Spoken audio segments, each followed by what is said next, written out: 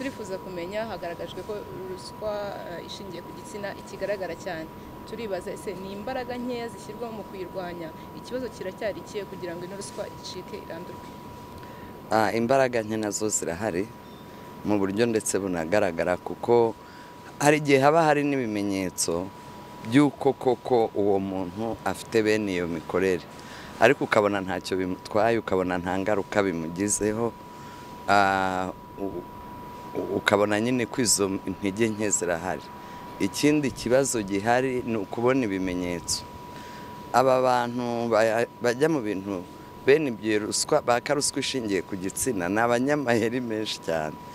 Araguharasinga n'amagambo agakomeza bikubwira noneho bukeye ukabona yamwandikiye nk'aka message barabituzana rero ugasanga ntacyo uri bubikoreho yamubwiye ngo hanyuma se nyine ni hanyuma se iki nyine ibyo ntiwabijyana muri RIB cyangwa akamubwira ngo n'ubu nturisubiraho umukoresha wawe rero akubwiye ngo n'ubu nturisubiraho ashobora kuvuga ko ari amakosa ukora mu kazi cyangwa akamubwira ngo ariko ngurakina n'akazi k'ubu ntuzi ko kabuze ushobora kugira ngo nta makosa yo mu kazi ariko ubibwiwe we abazi impamvu ariko icyo si ikimenyetso.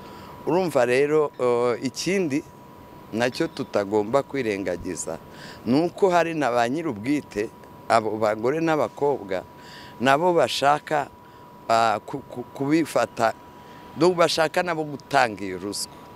Iyo rero nawe abishaka urumva ko atazabivuga nibyo tubona kenshi bibitera.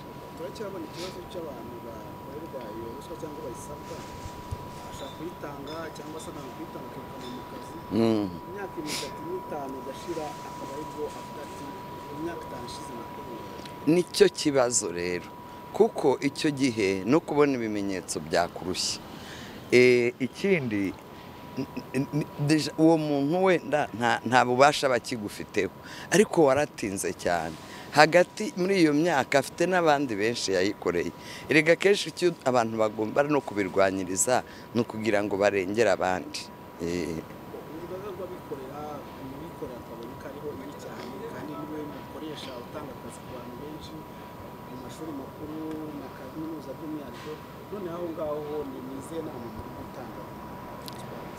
Twebwe inama turi gutanga icyambere rega birasaba ubunyangamugayo bw'umuntu no kwiyubaha ariko erega no gusaba bene iriya ruswa uba wisuzuguza.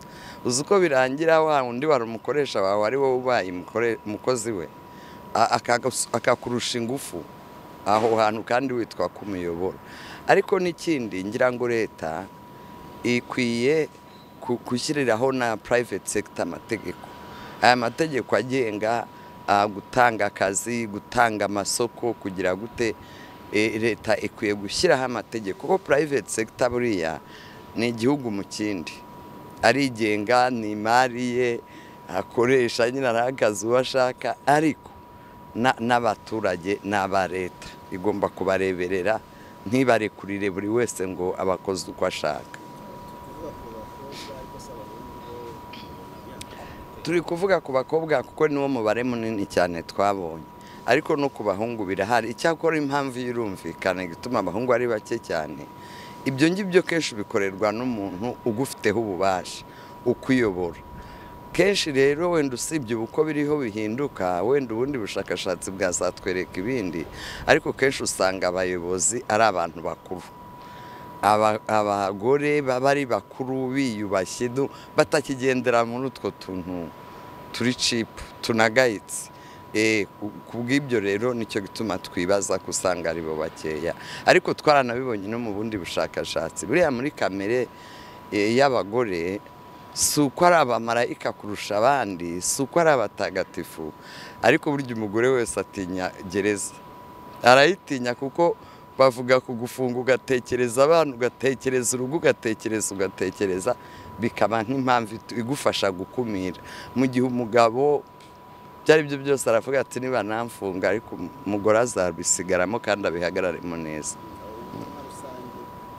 Ubutumwa rusange ngira ngo nk'uko turi mu rugamba rw'iterambere abanyarwanda bakwiye kwemera tukaba muri urwo rugamba rwo rw'iterambere, kandi iterambere rirasaba ko buri wese abigiramo uruhare, kandi uwo buri wese kugira ngo agire uruhare birasaba ko aba atuje atunganye utamushyira ku nkeke.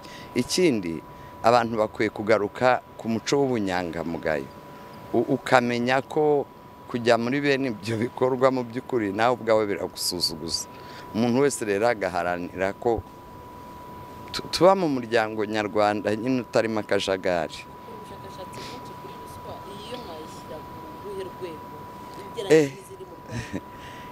Iyi nayo iri mu ziremereye ziri hejuru cyane, kuko nongere mbibutse ko ari ikintu kidakunze kuvugwa nk'uko no mu bushakashatsi byagaragaye.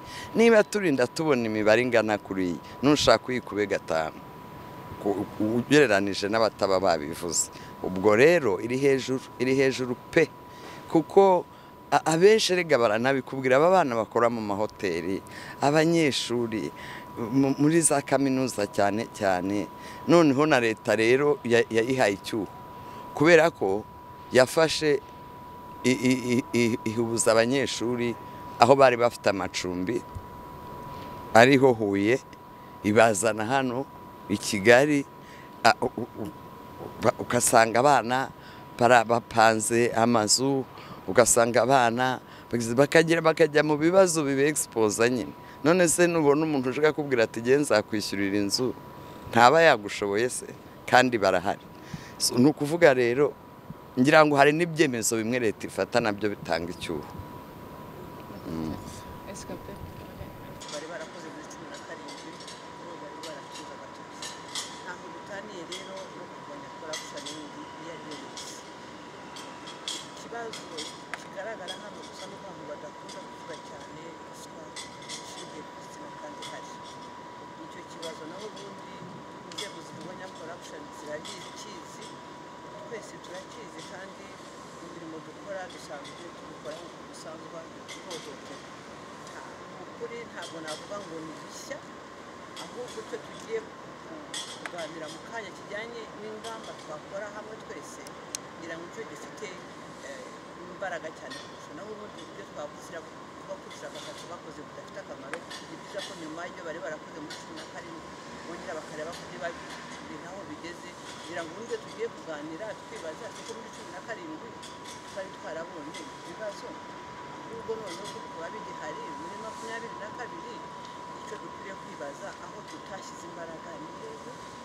Ibyo tugiye kwibaza ni ukuvuga inzego zose zibishinzwe, kuko ntabwo ari uko mwabibonye biri mu nzego zose. Turagomba rero kwibaza buri rwego rwakora iki. Urw'abikorera rwatuzwa agatoki cyane, ariko inzego za leta zatuzwa agatoki, na sosiyete sivile yatuzwa agatoki. Bivuga ngo iki kibazo ni mu nzego zose. Aho icyo tugiye kureba muri iyi sesiyo igiye gukurikira, kuvuga ko se tuba ibintu twari dusanzwe tubizi, nta gishya cyajemo, ahubwo dukwiye kwibaza kuki bitarwanya bigire aho bigera. Ariko rero twibuka yuko ruswa yose, iyo turwanya ruswa n'iyi ngiyi ibirimo, ahubwo ikibazo ntivugwa.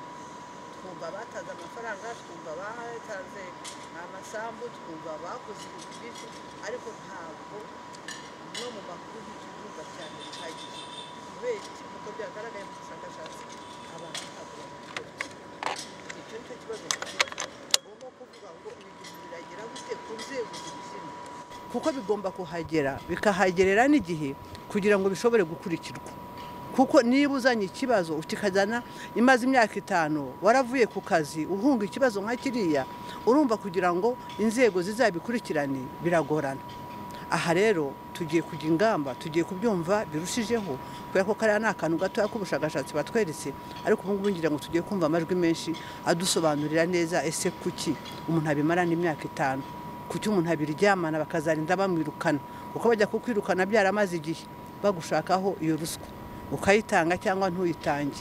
Ese kuki uyitanga kandi uzi ko ari icyaha? Ibi byose mbye tugiye kuganira, ariko ibyo nshaka kuvuga nuko iyi ruswa irahari ishingiye ku gitsina, ariko ntabwo tuyivuga nk'uko ikwiriye kuvuga. Ese nka General Monitoring Office niyo mwumva ari izihe ngamba zakwiriye gufatwa kugira ngo noneho irandurwe cyangwa se icike burundu? Kuko birahari turabibona, ariko se mwe mwumva ari ikintu kimushishikariza abantu, ni ikintu uruhe ruhare rwa buri muntu, uruhe ruhare rw'izo nzego kugira ngo iyo ruswa irandurwe?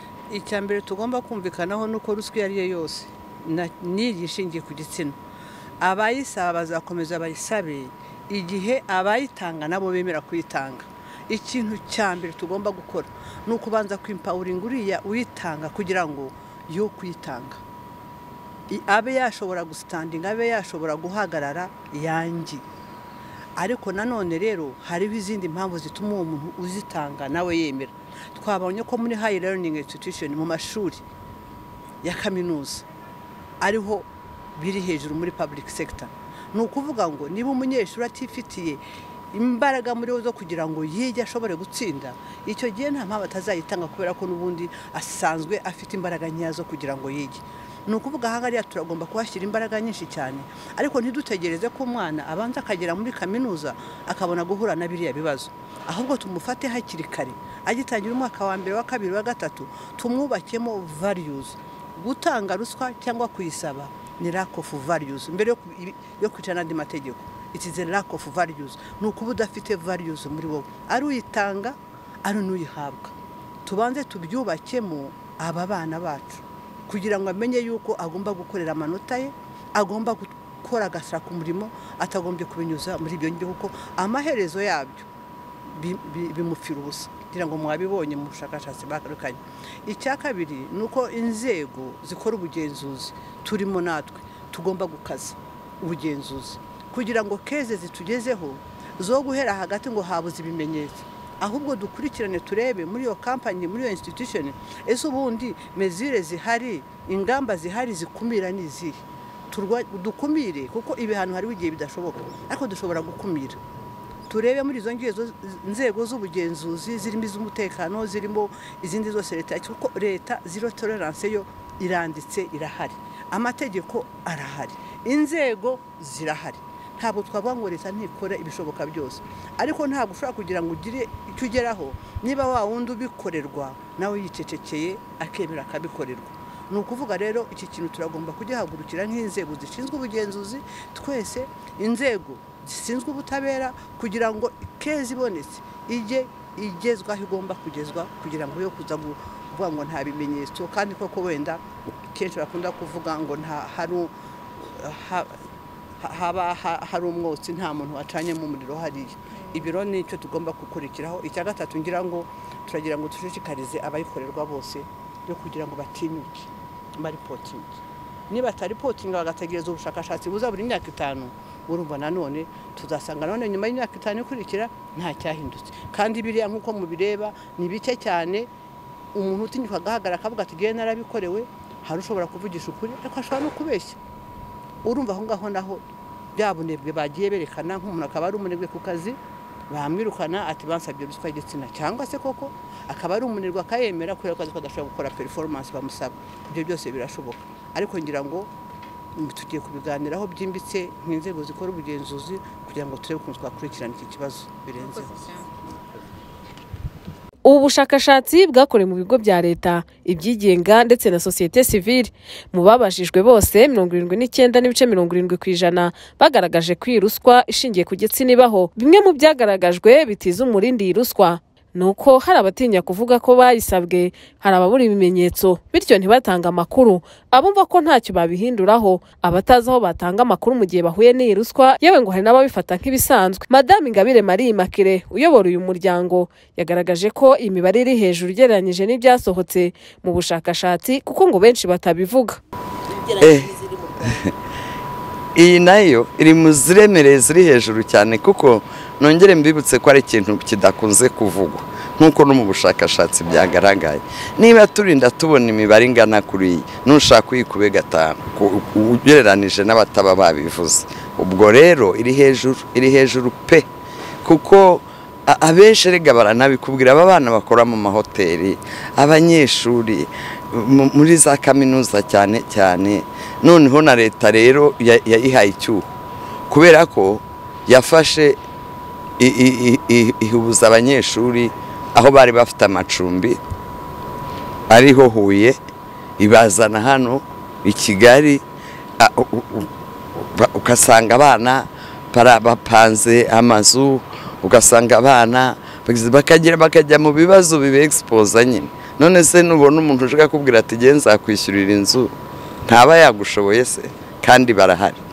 Ni ukuvuga rero ngira ngo hari n'ibyemezo bimwe leta ifata nabyo bitanga icyuho. Umuyobozi w'ikigo gishinzwe kugenzura ibahiriza ry'ihame ry'uburinganire n'ubwuzuzanye Madamu Rosa Rwabuhihi avuga ko mu gihe abaka ruswa badatanga amakuru y'ibyababayeho bizatuma iyi ruswa idacika. Ikindi ngo nuko imiryango itandukanye ikwiye kugitangira kwigisha abanyeshuri bagiye kujya muri za kaminuza hakiri kare iby'iyi ruswa aho kugira ngo bazakubitane nayo bageze muri kaminuza. Mbere tugomba kumvikanaho nuko ruswa iyo ari yo yose n'iyishingiye ku gitsina abayisaba bazakomeza bayisabe igihe abayitanga nabo bemera kuyitanga.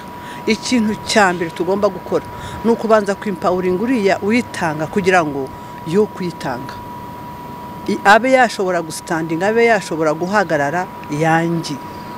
Ariko nanone rero hariho izindi mpamvu zituma uwo muntu uzitanga nawe yemera. Twabonye ko muri high learning institution mu mashuri ya kaminuza ariho biri hejuru muri public sector. Ni ukuvuga ngo niba umunyeshuri atifitiye imbaraga muri zo kugira ngo yige ashobore gutsinda, icyo gihe nta mpamvu atazayitanga kubera ko n'ubundi asanzwe afite imbaraga nyazo kugira ngo yige.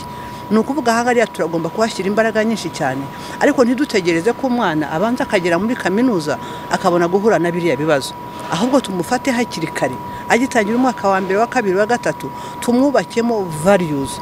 Gutanga ruswa cyangwa kuyisaba ni lack of values mbere yo kwica n'andi mategeko.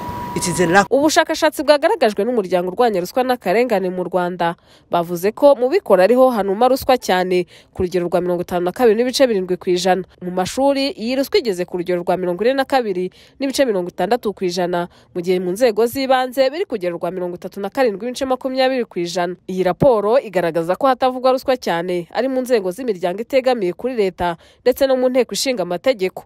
Ubu bushakashatsi bwa Transparency International Rwanda buje bukurikira ubwari bwarasohotse mu mwaka wa 2017 bwo bwari bwaragaragaje ko ruswa ishingiye ku gitsina yiganje cyane mu mashuri.